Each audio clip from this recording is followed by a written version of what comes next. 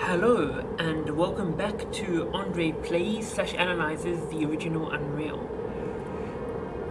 Let us get in the Sky Elevator, leaving the Sunspire. So yeah, I just decided to go back to this save to replay this bit,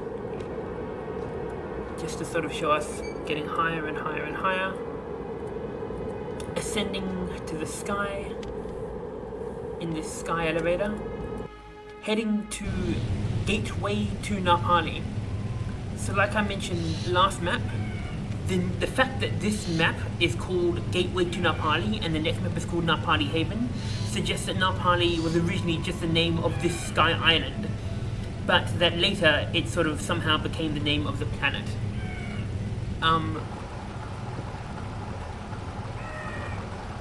So the door opens and this bridge extends, and now we are high above the clouds. We can walk around.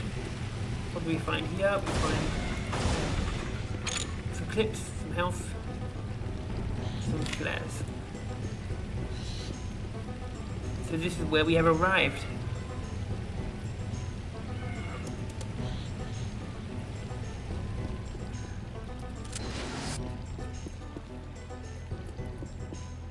Here we see some crows attacking a Nali.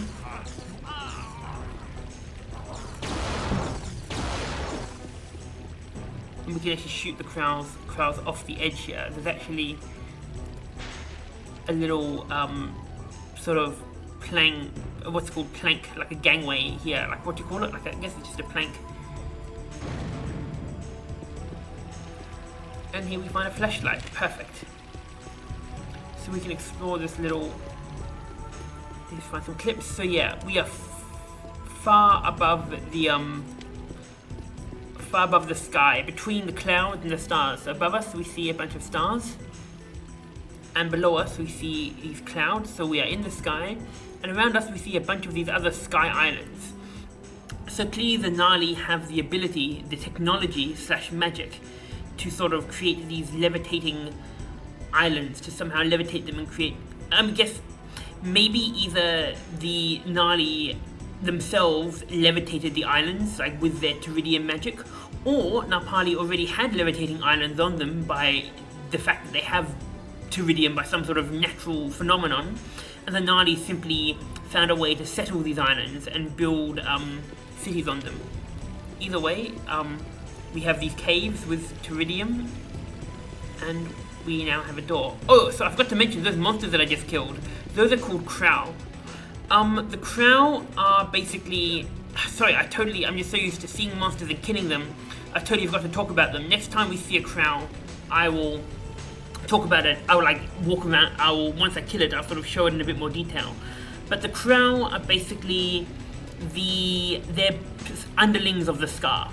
So I guess according to the Unreal lore, they were originally like a separate race on some other planet that the Scar conquered and colonized, and like basically, so the Crow are basically what, you know, they were originally the Scar occupied the Crow planet and enslaved the Crow, and now the Crow are just basically underlings of the Scar.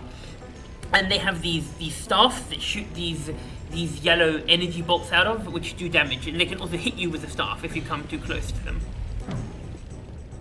So yeah, more crystals, Teridium, and here some more Crow.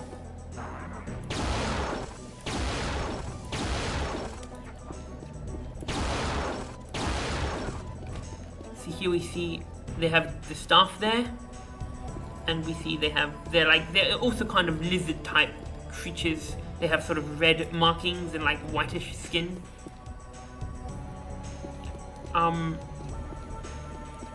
So yeah. There's actually, if we just try to climb up these stairs normally, there's actually like a hole, or we sort of fall through the holes in the bridge, I guess, and then we fall into this water. But there's actually, if we walk around here, there's actually an elevator that we can use. Is there anything around this side? No. But if we walk around here, there's like a little elevator in this water that brings us back up. So yeah, the trick is to walk along this part of the bridge rather than trying to jump from thingy from plank to plank. If you walk along these sort of this structure holding it together, that helps.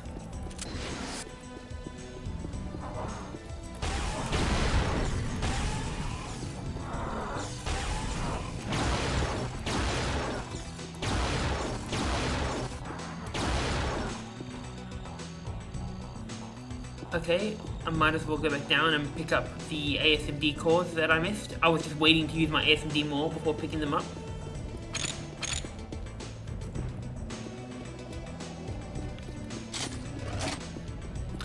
So yeah, Mortaridium, we are in basically like this whole cave system in this floating sky island. Pick up some Teridium shards. On this side, we find a grate, and here we find flak shells, sweet. And here we find this grate is open, so let's swim through it. For some reason in Unreal, when you're under the water, it can sometimes be brighter than when you're above water, you know? Like, for instance, when we're above water, we see things darker. But for some reason, when we're under the water, there's like more sort of, the lighting is less, I don't know. The lighting, sometimes it's just a bit brighter. Like if I go down under, I don't know. Here we find a waterfall. Where the water coming from, because we're in the sky, who knows, it just is. Climb up here, and here we find the rifle. So the rifle is the Knight's gun, and now since we got the minigun last map, oh here are some bullets for the rifle. Since we got the minigun last map, we now have all the weapons of the game, at least in the original Unreal. The Return to Napali expansion adds a few weapons, but I should also check this guy's translated message. I'm the only one left. I've managed to find shelter here, and I will rest before I make my final stand tomorrow morning. I am so tired. The day has been long, and I have lost all. I only hope they don't discover me sleeping here tonight. Unfortunately, it looks like he has been discovered. But anyway, so the rifle. Left click, just a shot with the rifle, and right click, if you hold it down, you actually zoom in. So you can hold it down a little bit to zoom in a little bit, or you can keep holding it down to zoom in completely, and then click it to go back to normal zoom. So the rifle only really has a primary fire, but the alternate fire is just a zoom mechanic. Anyway, if I press this button,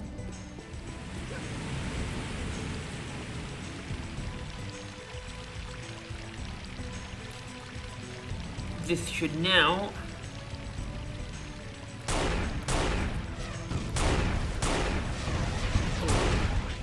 see the Scar Troopers actually have these little shields that when they activate the shield it provides some defense. I mean, they're not invulnerable with the shield, but they're just, the shots do a bit less damage. Kill the Scar Trooper. Interesting they have dispersion pistols, because in the beginning I was like, are dispersion pistols human weapons? But then again, I was talking about how the fact that the dispersion pistol power-ups are scattered on Napali might imply that it's a Scar weapon after all, who knows. Anyway, we killed those Scar Troopers, and now this gate, oh here's some Nadi fruit, and now this gate is open, so we can go down this way. Bum, bum, bum, bum, bum, bum, bum, bum, bum. Good music.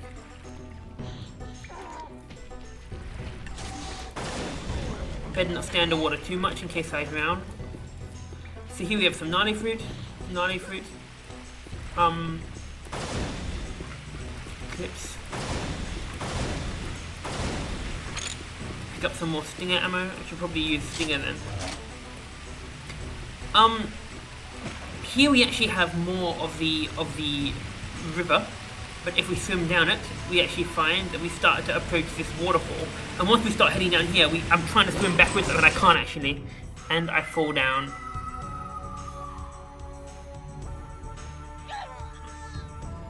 So yeah, that's what happens if you fall off the map.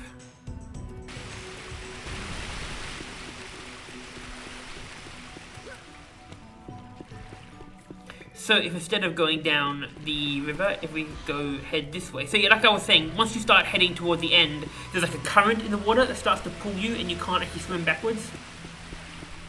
But yeah, if instead of going down the river, I head up here.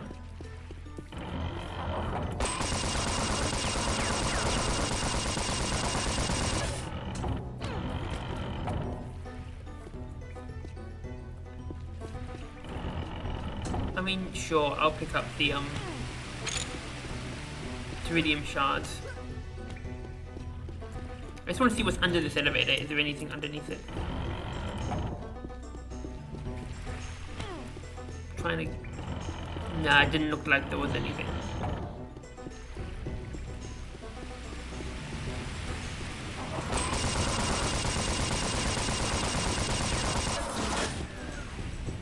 Drops his staff.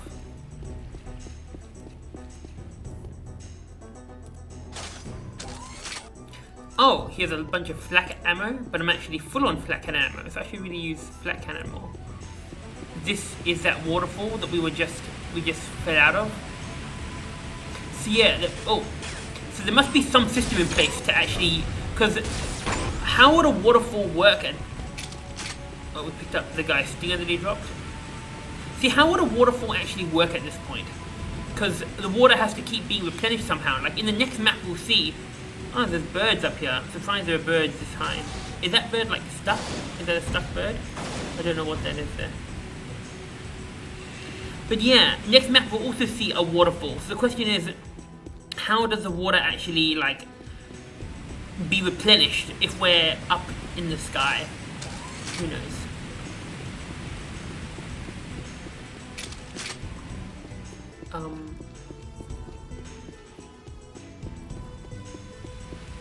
More Teridium.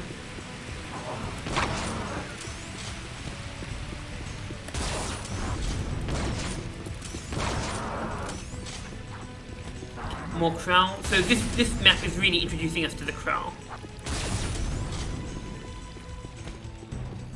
Should I go back and get the flak ammo? I mean, I feel like I started to use the flak cannon because there was a flak ammo sitting there. It's whether I can be bothered doing a bunch of walking.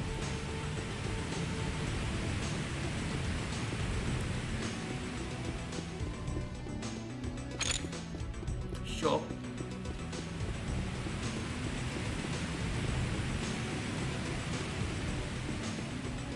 I wonder if there's like somewhere on Napani then that you just see basically water falling from heaven.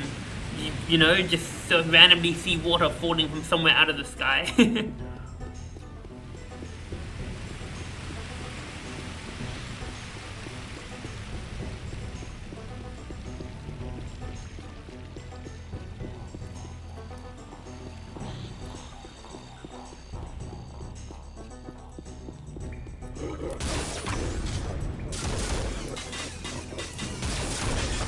Ow.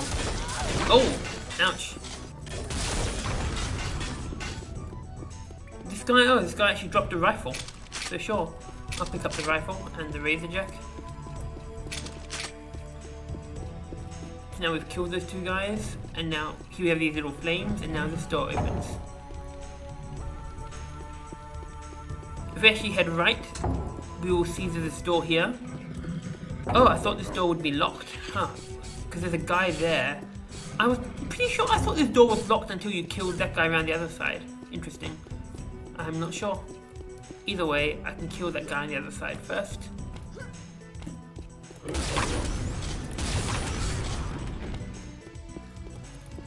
Are these windows breakable? No, they're not.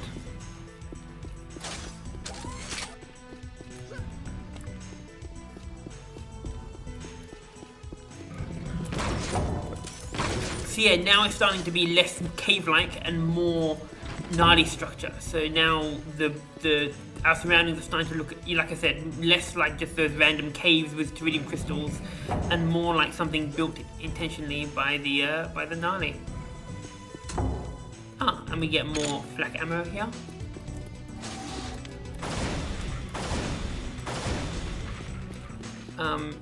Teridium shards and health.